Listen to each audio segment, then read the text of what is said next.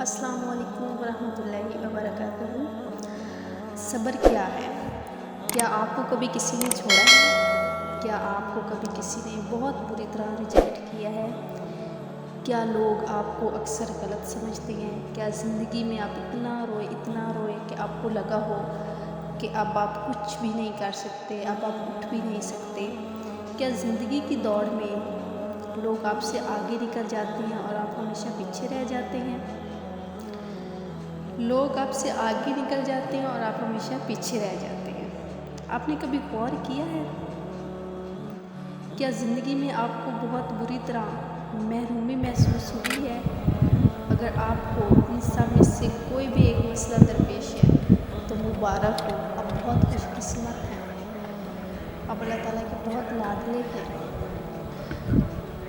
تو اچھا، ایک مزے کی بات ایڈ کرنا چاہوں گی کہ جب ہمارے پاس کوئی بہت اداس بندہ یا مایوس ہو کے ہمارے پاس کوئی بندہ آتا ہے، تو ہم انسان ہیں اور ہم اللہ تعالیٰ پہ جو ہے نا ایز اے مسلم ایک سچی بات ہے کہ کم ہی یقین رکھتے ہیں اور جلد مایوس ہونے لگ جاتے ہیں نا۔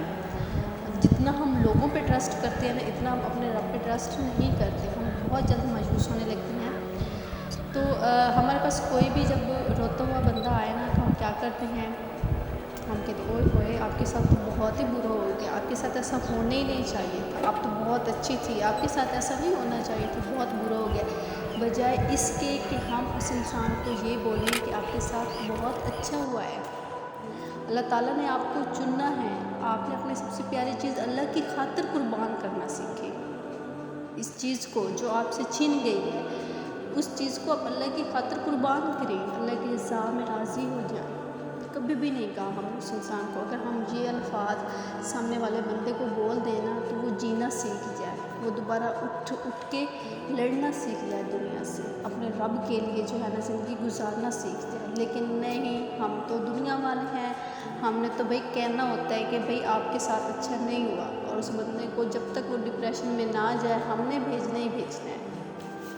تو کوشش یہ کریں کہ آپ کے پاس جب بھی کوئی آئے تو اس کو جو ہے نا صبر کی تلقین کیا کریں، اس کو بتایا کریں کہ ایک آپ نہیں ہیں، آپ سے پہلے ہمارے جتنے بھی انبیاء گزری ہیں، ہم سے زیادہ ان پہ تکلیفیں آئی ہیں، ہم سے زیادہ انہوں نے آزمائشیں دیکھی ہیں، ہم سے بہت زیادہ، 1000 گنا زیادہ، یہ تو کچھ بھی نہیں ہے جو ہم پہ آئے ہیں۔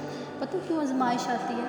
ہمارے پیارے نبی حضرت محمد مصطفیٰ صلی اللہ علیہ وآلہ وسلم نے فرمایا کہ اللہ تعالیٰ جس انسان سے محبت کرتا ہے نا، یہ جو انسان اپنی محبت کا دعویٰ کرتا ہے کہ میں اپنے رب سے محبت کرتا ہوں، پھر اللہ تعالیٰ اس انسان کو آزماتا ہے، اللہ تعالیٰ چیک کرتا ہے کیا واقعی یہ بندہ مجھ سے محبت کرتا ہے، کیا میرے لیے یہ دنیا کو قربان کر سکتا ہے۔ تو دیکھیں نا کتنی خوش نصیبی کی بات ہے کہ اللہ تعالیٰ نے ہمیں چننا ہے، اللہ تعالیٰ نے ہمیں اس قابل سمجھا ہے کہ اس نے ہمیں آزمائش میں ڈالا ہے۔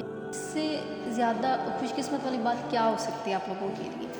اچھا، اور دوسری آپ کو سب سے بڑی جو خوشخبری یہ ہے کہ دنیا کی زندگی تو زندگی ہے ہی نہیں جس کو ہم سب کچھ سمجھ کے بیٹھے ہیں، جس انسان نے یہ سمجھ لیا کہ یہ تو ہے ہی نہیں ہماری زندگی، اصل زندگی تو آخرت کی زندگی ہے، جب ہم لوگ آگے جائیں گے۔ اگر ہم نے جنت کی تیاری کی ہے تو سبحان اللہ کیا خوب زندگی ہوگی، اگر نہیں کی تو پھر ابھی سے تیاری سٹارٹ کر لیں، اصل زندگی وہ ہے، ابھی سے تیاری پکڑیں، ٹھیک ہے، اور صبر کریں، کوئی بھی آزمائش ہے صبر کے ساتھ چلیں، اللہ تعالیٰ سے جڑ جائیں، بے شک آپ کو سکون دینے والی وہی ذات ہے اور آپ کو انشاءاللہ سکون ملے گا۔